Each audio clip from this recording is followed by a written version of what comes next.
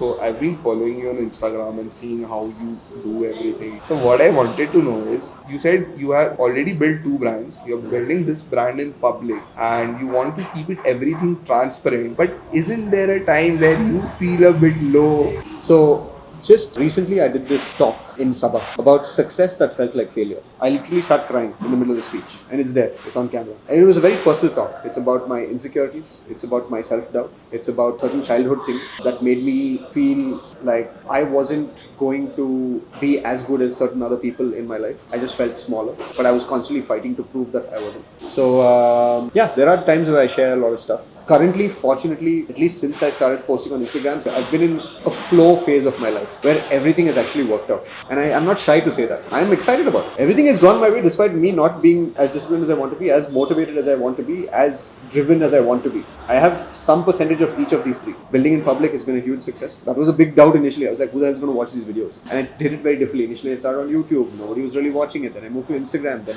nobody's really watching on Instagram. Then I was like, let's take people on a Saturday surprise check. Everybody started watching it. Then I started lessons from building a 200 crore brand. You've seen that series of me Correct. talking head That's videos. That compounded and that went viral. So now I have like 2 series that have gone viral. Then I'm doing these Tuesday founder chats. This is also, people are seemingly loving this as well. Addition to that, building in public really helped because Smash Guys is packed now. It might even be the number one brand in the next 3, 4, 5 years. I don't know. Very possible. It's been a very exciting purple patch where there's not too much vulnerability anymore.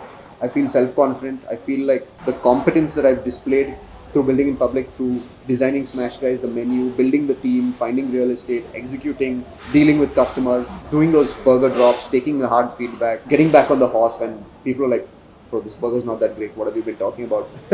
To then going back to the drawing board, making it great. All of that in the last 2 years has given me supreme confidence. So that's how you get confidence, right? As I'm building in public, we don't know what's going to happen, right? So don't over-processify your life, and being vulnerable on camera, show it, be it. I mean, that there's literally on YouTube, like me crying on camera.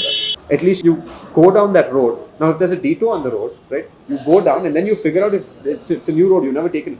But you figure out the roadblocks, you figure out the potholes, you figure out the bumps. At least you've gone on that journey. You can always come back. You can always decide to never post these videos again if you don't like it. But at least you did that. That gives you courage. But if it works, you don't know how many more folks in the road it can open up for you. That could be life-changing. And that's what happened to me. So just flow is what I'll say.